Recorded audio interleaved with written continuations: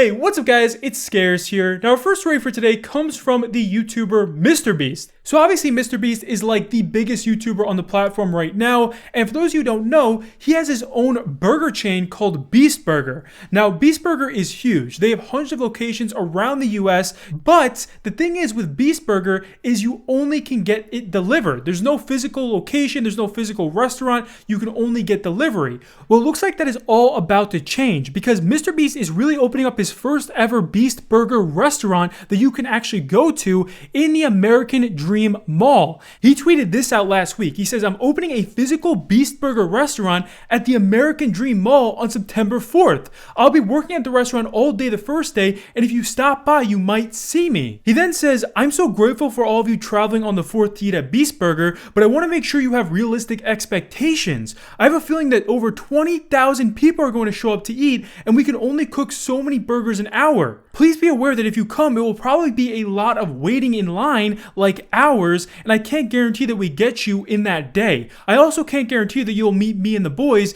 We'll do our best, but I just want to make sure I set realistic expectations. Well, the Beast Burger restaurant officially opened last weekend, and there was over 10,000 people in line in only the first 10 minutes. MrBeast tweeted out saying, I feel pretty good about serving all of you, but anyone else coming, I don't know, maybe come tomorrow or later tonight. I mean, this massive mall was just jam-packed with people all day. Just look at the lines here. There was thousands of people waiting online just to get into the restaurant. And MrBeast posted a video of all this madness, and this video has over 5 million views on Twitter already. Just watch this. This is crazy. Bro, I can't even hear. Wow, this is wild. This is crazy.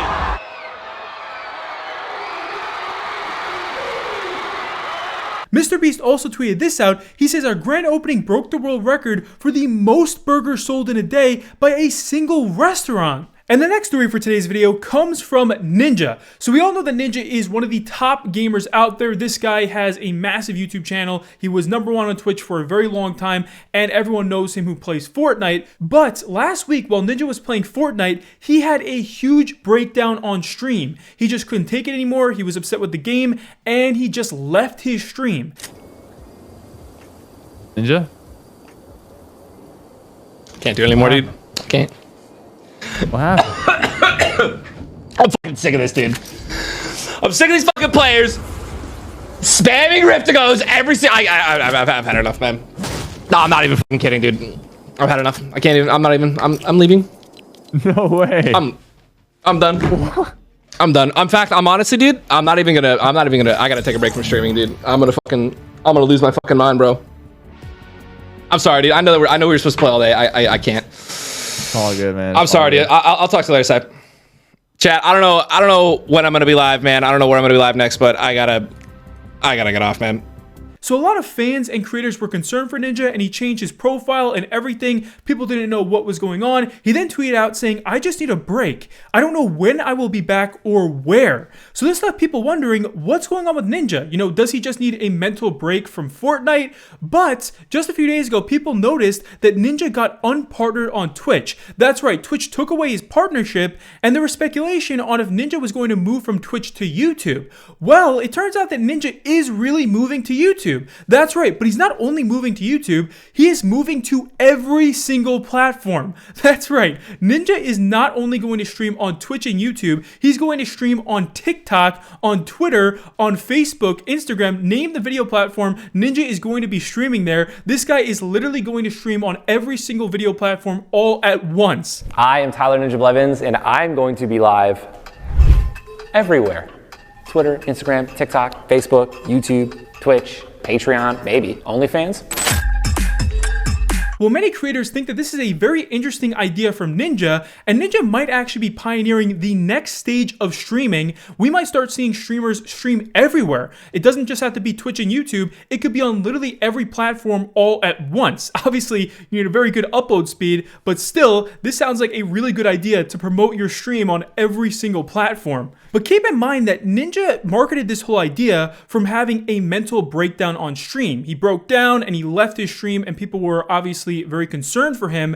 And now you have a ton of people who are upset with Ninja because they're saying here that he faked a mental breakdown to use as a marketing tactic. One creator tweeted out saying, seeing Ninja using mental health as a marketing tool for his latest venture is pretty shitty. It stigmatizes mental health even more within the streaming realm. People are having real troubles in the realm of mental health everywhere. This sickens me, honestly. Now, even though people were upset with Ninja for using his breakdown as a whole PR stunt, there still was a lot of people who were interested in how this was going to go, how all platforms is actually going to work. And Ninja's tried to actually do this today. He streamed on every single platform all at once, and he pulled in a lot more viewers than usual. He pulled in nearly 40,000 viewers. People were watching across every single platform. His biggest platforms were Twitch and TikTok, but there was a lot of people on YouTube and on other platforms like Facebook and Instagram. And right now, many creators are discussing if this is really the future of streaming, if they should leave Twitch or YouTube or wherever they are and just start streaming on every platform, because it might actually grow their stream and give them a much larger audience. And to kind of just explain what's going on, man, I mean, the reason that we made this decision, like, I wanted to see what it was like and stream a little bit everywhere and kind of own my own content, right? For the first time in my entire life, I literally own my content. You think about it, when you become a partner on a platform and you basically sign an exclusivity deal, you can only go live on that one platform. Like, you don't own it, right? Because if you go live anywhere else, you're just, what's up, bro? You just get banned. You get banned instantly. And our next story for today comes from the world of YouTube boxing. So it looks like Jake Paul's next fight has been officially announced. This just came out yesterday. Jake Paul is going to be fighting Anderson Silva. That's right, the former UFC middleweight champion Anderson Silva is fighting Jake Paul. Now, for those of you who don't follow fighting, you probably still know who Anderson Silva is, but he's like one of, if not the most well-known names in fighting. He held the UFC title for 7 years. He's obviously very well respected, but he's now going to fight Jake Paul, which is very interesting. A lot of people did not think that Jake Paul would even call out Anderson Silva because they didn't think that Jake Paul would want to fight him. Even the UFC president Dana White said that Jake would be too scared to fight Silva, but Jake is really going to fight him. I fucking guarantee you this. You ain't going to see Jake Paul calling Anderson Silva out. That I fucking promise you. He's his size, and he's actually good. The kid out? Hey, Jake. Anderson's out. Jake? Jake? Jake? Dana? Guess who? Now, I normally don't agree with Dana White, but he is right. Anderson Silva is literally the greatest MMA fighter of all time and one of the most versatile fighters in the history of combat sports. Every fight critic said that I wouldn't take this fight, and if I did, I would lose to Silva. But it's time to dive into the deep end, put it all on the line, and give the people what they want. Now, obviously, this is a boxing match, and Silva is well known for his MMA fighting, but still, keep in mind that Silva is a boxer as well. This guy just won against Chavez Jr. last year. He knows what he's doing in the boxing ring. The issue here is that Silva is old. Okay, he's pushing 50, and Jake is still in his mid-20s, so a lot of people are worried about Silva, and especially if he ends up losing to Jake Paul, he could hurt his legacy. One fight fan tweeted out saying, "Fucking hell, man, this one is going to hurt bad if it goes the crappy way it could very well possibly go." It is not crazy to see a world where Jake Paul connects and knocks out Anderson Silva. For the love of everything that is well and good, please, Anderson. So that's right. I mean, there's a lot of fight fans that are worried about Anderson Silva in this fight, but also there are a lot of fight fans that are making jokes right now saying that Silva is going to win no matter what. Even if Silva is pushing 50, they still hope that he's going to win against Jake Paul. The YouTuber Troydan tweeted out saying Anderson Silva versus Jake Paul is official on October 29th. This is wild. On one side, Anderson is one of the greatest fighters of all time and should have no problem beating Jake, but he's 47 now. I know he just beat Chavez Jr. though. I'm praying the Spider still has enough in the tank. Now, the YouTuber KSI himself is already making jokes about this fight. He tweeted out saying what Jake Paul's coach said a few weeks ago, and he shows an Instagram comment from Jake's coach where even he is questioning if Silva is too old to fight Jake. Oops. Yeah, okay. So, yeah, that's true. Jake and I have a fight October 29th in Phoenix, Arizona. Showtime. Yes, that's so special. I need to say thank you for my fans. Thank you for everyone to give me support for this fight, for continue doing my job, for continue doing something I love. And I'm so happy. I'm so happy. Stay tuned, guys, porque essa luta vai acontecer. Woo! Let's do it! And the next story for today's video is huge. So this has to do with the YouTube boxing event that took place last week. Now, for those of you who don't know, KSI had to fight 2 different opponents. And that's because his main opponent, Alex Wasabi, backed out of the event last minute. That's right, apparently he had an injury, and Alex dropped out at a horrible time because the fight was only a few weeks away. So KSI obviously had to figure something else out for this event, and he decided to fight 2 different people. Now, some of the first fights in this event on the undercard were admittedly really good. Okay, the fans loved these fights, and also there were some pretty crazy and what some fans thought was funny comments made after one of these fights. You got anyone you want to call out in the heavyweight division? Oh, you know it, lad. You know that, Hassan Piker. I'm coming to kill you in Los Angeles at your house. Or in the ring? No, in real life. I'm going to stalk him and become obsessed with him and wear his makeup and his dresses and use his skin as a coat like the ancient Irish did. Well, that's your winner, Sam Hyde! Bloody. There also was a fight between the creators King Kenny and FaZe Sensei, and many fans felt like FaZe Sensei had gotten robbed and that he should have won the fight instead. Obviously, a bit of controversial on my win. Apparently, everyone was saying it was a rigged fight. Personally, I thought it was a draw. It was a very close fight, so I was surprised that, obviously, when you're in the ring, it's very different to watching it. So I thought it was a draw. So did Sensei as well. I asked him, what do you think? Because I thought it was a draw. We said that in the ring. But we got the win. I'm not happy with it. I wanted to get a more convincing win, so we moved. And one of the main fights was between the YouTuber Slim and the FaZe leader, FaZe Temper. And this fight was really interesting because Slim only had a 2-week notice to fight Temper. He came in late, so Slim was clearly an underdog during this fight. But this fight ended with one of the craziest knockouts we've ever seen in YouTube boxing. Temper in trouble.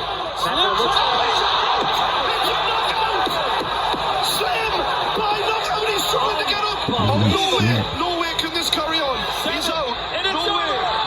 Slim, what a win.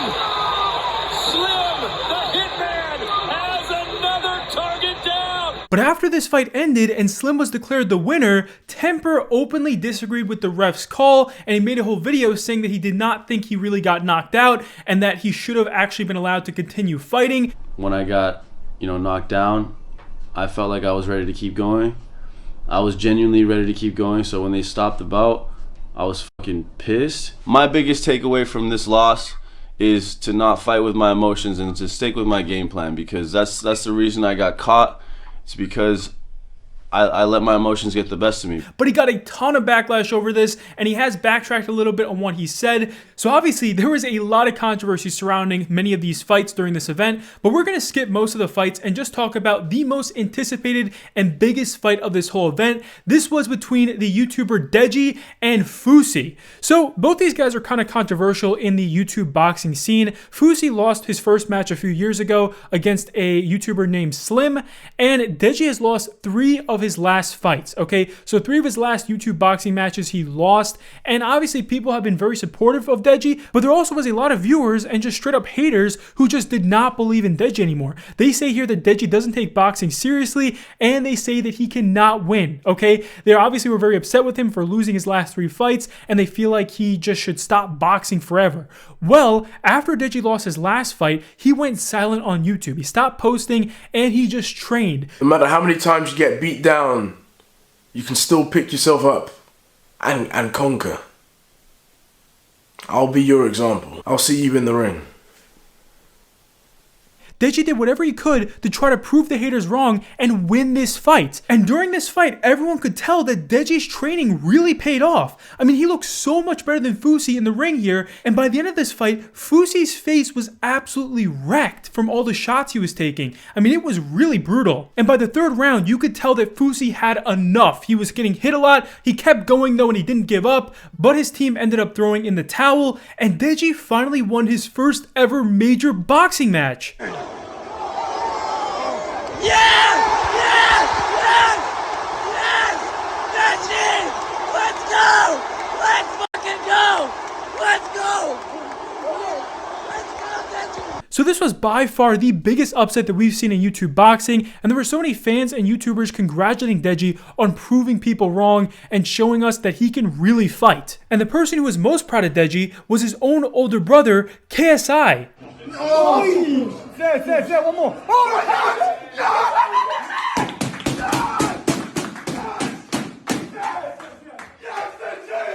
That's right, after Deji won, KSI came out and he congratulated his brother on finally winning. Just watch this. Deji, what do you think of KSI's 2-in-1 night performance? I mean, he's a king. What more can I really say? He's a king. Now, this is his moment. I don't want to steal this, sorry. No. This is our moment, bro. This is our moment, bro. What are you on about? Your first win, bro. And I'm fucking proud of you, alright? I'll say it all the fucking time, bro. You fucking killed it. You look sick. That's so sick. Thank you, right, have fun, bro. Enjoy tonight. I'll see you in the upper fight. Yeah, facts, bro. Now on the other side of the fight, we have Fusi. Now Fusi obviously gave this fight his all, but he lost badly to Deji, and it looks like Fusi lost this fight so badly that his face is permanently messed up. That's right, he actually has to get surgery on his nose now, and Fusi is now going through self-reflection. He posted this on his Instagram a couple days ago. He says, I was going to keep this private, but with all my current emotions, I'ma just own it. The first time I boxed, my nose broke so bad it required 2 surgeries to fix. I had told myself that I would never get in the ring again because of it. When this opportunity arose, I called the doc and asked him if it'd be okay. He said absolutely not. If it were to get hit again, the break will be even worse and cause problems. Because of how bad I wanted another chance for myself, I said, so be it. Well, ask and you shall receive. I just left the doctor's office and sure enough, it's broken and will require surgery this week. I might not be the best fighter in the ring, but when it comes to a fighter in life, I know I win every single time. Don't ever give up. Don't ever quit. God always got you. Last year, I thought my life was over time and time again. I don't stop. Well, after this fight and the other main fight, KSI went on to win his second fight of the night. That's right, KSI won 2 fights that night, and this whole event ended up being a huge win for KSI. The numbers are coming out soon, but some predictions are saying that this whole fight card could have generated tens of millions of dollars. So even though both viewers and creators are saying that this event was a huge success, there are now reports coming out of the pay-per-view numbers, and according to these reports, this event failed to outperform Jake Paul's event. So KSI got lower pay-per-view numbers than Jake Paul, and Jake Paul tweeted about this with a backhanded compliment, congratulating KSI on this, but obviously showing that he still outperformed him. But KSI responded yesterday saying, this is cap. I can literally see your numbers and ours. We beat your last fight by a huge amount pay-per-view wise. Even with your team trying hard to sabotage the event and me having to fight 2 randoms last minute, we are not the same. So KSI is saying here that these numbers are faked and that he actually outperformed Jake in pay-per-view buys, even though he had to change up the event last minute. Now our next story for today comes from the massive YouTuber CoryxKenshin. Now Cory is one of the top YouTubers on the whole platform. He has over 14 million subscribers, and this guy makes millions of views every single video. But recently Cory feels like YouTube is treating him unfairly. He claims here that YouTube is favoriting other YouTubers over him, and it could potentially be because of their skin color. And just last week Cory uploaded a video called YouTube Racism and Favoritism, and in this video he talks about how just recently he made a video on the horror game The Mortuary Assistant, and YouTube age restricted his video. Well, Markiplier made this same kind of video, and he was playing the exact same game as Cory, but Markiplier's video never got age restricted. So Cory is obviously very upset about this, and he's tried contacting YouTube, he emailed them, but all that's happened is they removed the age restriction from his video. He still feels like that's messed up though, because he had to contact them for that to happen, and he thinks this shows clear favoritism between creators on YouTube. But I can tell you the people on that policy team, those shadow people that are anonymous and get to enact their will however they see fit. How can we be sure that they take a black person's video and a white person's video, and it can be the same exact video, and they restrict the black person's video, but not the white person's video? I feel I've been mistreated for a long time. So Cory released this video over a week ago, and the aftermath of this has been insane. There have been so many YouTubers coming out and supporting Cory, saying that it's messed up that YouTube is picking on him like this, and many YouTubers just can't believe that Cory is being targeted, especially because he is one of the most family-friendly YouTubers on the platform. This guy is very careful with what he shows and what he says in his videos, but for some reason he still says that his videos are getting targeted. So the whole YouTube community has come together and supported Cory through this. There are even YouTubers that are calling for the YouTube CEO to have a meeting with Cory to talk to him about all of his problems and how he feels like he is being discriminated against. Even Markiplier himself has been supportive through all this. He made an age restriction challenge where he's trying to get age restricted. You also have some of the top YouTubers on the platform talking about this. The YouTuber Jacksepticeye has talked about this pretty extensively. And I have very good evidence of this as well, because I have a girlfriend who does the exact same job as me in the other room. And a lot of times we upload the same games. And this has happened a couple of times now where we'll both upload the same game, her video will get flagged or claimed or something like that, and mine will be totally fine. And then she's wondering why mine is clear. And I'm also like, yeah, that's so weird. Why is mine suddenly fine? Like, did they just not flag me because I'm a bigger creator? And Jack posted a new video this week talking more about the situation, saying here that YouTube has a serious problem and that there needs to be more communication between different teams at YouTube, because right now it feels like there really is inconsistencies and favoritism from YouTube. Just watch this. And it seems like that's the problem at YouTube in general, is that the policy team don't talk to the marketing team, don't talk to the reps. Like, there's so many different departments going on because it's a massive machine of an industry that they're doing. And I get that as well, but there needs to be more communication on their end, so then we get better communication. If at the source you're not talking to each other, how the hell are we supposed to know what the hell is going on? You guys need to be better so we can do what we do and not be left up to a system that is so inconsistent, so unknowable, and so just out of our control that it just makes us not want to upload content. I don't have all the answers either.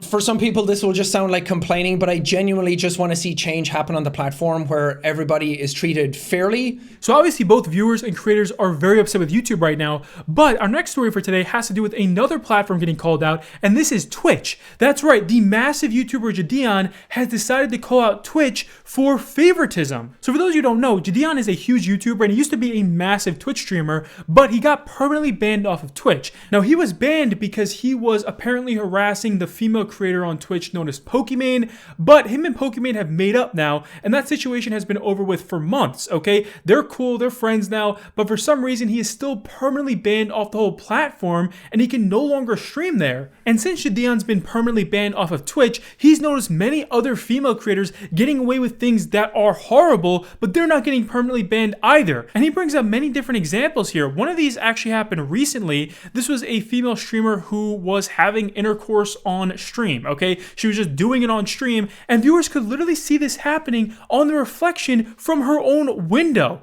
So it was so obvious to viewers here, and she got banned, but it wasn't a permanent ban. She was only banned for a week. That's right, it was just a 1-week ban for literally having sex on her stream. And JiDion gives us other examples of female streamers who should have been permanently banned. One streamer had actually threatened to kill people at the Twitch headquarters. She was seriously threatening Twitch themselves, but after apologizing, her ban was only temporary. And JiDion further tries to prove his point here by showing male creators who have been banned for much less. I mean, he shows Dr. Disrespect, who is permanently banned, and we don't even know the reason why right now. JiDion then shows us other male creators who've been banned for weeks or sometimes months at times for saying things that they didn't even think was hateful or wrong. They said something and Twitch took it out of context and then banned them. So obviously he thinks that Twitch just treats many of its creators unfairly. Just watch this. I'm not making this video to get back on Twitch. I don't care anymore.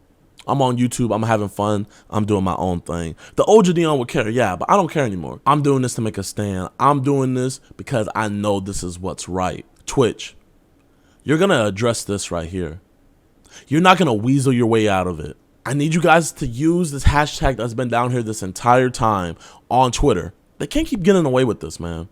We can't keep on letting these big corporations think if they just ignore it, they can get past it. No. So JiDion started the hashtag TwitchRespond to try to get Twitch to respond to all of this. And this was trending like all week last week. There were so many people tweeting about this. It was everywhere. Now, not only have there been accusations of sexism towards creators on Twitch, but there's also been accusations of just straight up favoritism on Twitch, and how Twitch will shun specific creators and communities, but they'll promote others. And actually, the largest community on Twitch right now is being shunned by the platform. They're not even acknowledging that this community exists, even though it is the biggest on Twitch right now. And some of the top streamers on Twitch have noticed this, and they've started to call it out. One massive streamer on Twitch, Asmongold, tweeted this out. He says it's crazy how Twitch can't find the time to publicly congratulate Kai Cenat for hitting 60,000 subscribers, or even acknowledge anyone in his community at all. And he mentions other streamers like Bruce, Aiden Ross, Your Rage. There are many different streamers in this community who are apparently just being shunned by Twitch. Like, Twitch is not acknowledging they even exist, even though they are the biggest community on Twitch right now. I mean, Kai literally has the most paid subscribers on Twitch, and he probably will have the most subscribers soon. So viewers are just very upset that Twitch is not acknowledging the biggest creators on their platform right now. Now, our next story for today comes from the YouTuber known as SteveWillDoIt. Now, I'm sure many of you know who Steve is. He is a part of Nelk, and he used to be a huge YouTuber. He would give away a lot of things on his channel, usually to people in need, and sometimes he would also stream on Twitch. And on these streams, he would gamble, okay? And he was well known for gambling in the YouTube community. We actually talked about this last year. He was involved in a huge scandal. The YouTuber CoffeeZilla called him out on this, and he got a ton of backlash. He actually had to apologize here, but over this past year, Steve continued to grow on YouTube. He still was uploading vlogs of him giving away big things to his friends and other people in need, and obviously he's made a huge following on YouTube, but Steve also continued to gamble. Oh my god. Oh my fucking shit. Guys, $700,000. Well, for those of you who don't know, last month Steve got permanently banned off of YouTube. That's right, he has been completely taken down off of YouTube. He can no longer make any YouTube channels. YouTube has said, you know what, you can no longer be allowed on our platform. And this is a huge deal, okay? There were a lot of people coming out defending him, saying that he should not be banned. And just a few days ago, Steve revealed to everyone why YouTube permanently banned him, why his channel got taken down for good. And this is because he was promoting gambling. That's right, so he would live stream on Twitch and he would gamble on Twitch, and then he would re-upload those live streams to his second channel on YouTube where he would show gambling. And in these videos, he was gambling on a platform known as Stake, and he was promoting the website Stake. So YouTube says here that Steve cannot be promoting this gambling website while he's making these videos, especially because little kids could be watching. Obviously, this could be promoting gambling. Now, what's interesting about this is Twitch does not take down streamers who gamble. So it seems like YouTube is more strict on gambling than Twitch is, which usually is not the case. Twitch is usually the more strict platform, but for some reason YouTube is taking a very harsh stance on this, and Steve got permanently banned off of YouTube. Just watch this. And yeah, I post gambling clips on my second channel, which you're allowed to do. You're allowed to show yourself playing stake.com. You're allowed to do it and post it on YouTube, right? You're allowed to say this as well. You're allowed to say, I'm on Stake. Hey guys, I'm playing on Stake right now. And you're allowed to do that. But if stake.com is in the video, your channel, they delete the video, right? It's so crazy because you could say, hey guys, I'm on Stake, playing, gambling. Hey guys, I'm in Mexico, I'm on Stake. That's part of community guidelines. They're fully good with that. Fully good with that. Okay. But the fact that it wasn't fully blurred, my channel got deleted, my second channel. The whole issue I have with this is that they're gonna delete my entire channel, which is my life, because it's all because of stake.com being like, that's what happened. On your second channel. On the second channel. Is it really justified to delete my entire main channel, my entire life, everything I've been doing? So there have been very mixed opinions from the community on Steve's ban here. There's some people saying that Steve has been censored by YouTube and that YouTube is stopping him from uploading videos and helping people in need. But there also are people that are happy about Steve's ban and they're celebrating it because they're saying that he was promoting gambling to kids. So obviously this is very mixed right now, and Steve has been constantly trying to get in contact with YouTube. He's been tweeting at YouTube a lot lately, just trying to get his channel back. He's saying here that YouTube has unfairly banned him, and he's also saying that YouTube just used gambling as an excuse to ban him because maybe they really did just want him to be banned off the platform. Steve then tweeted this out. He says, if you're super popular and not a family-friendly robot, you are eligible to get canceled for any reason. They will make up the reason. And that's it for our video today, guys. Hopefully you enjoyed. If you did, please be sure to leave a thumbs up, and I'll see you later. Peace.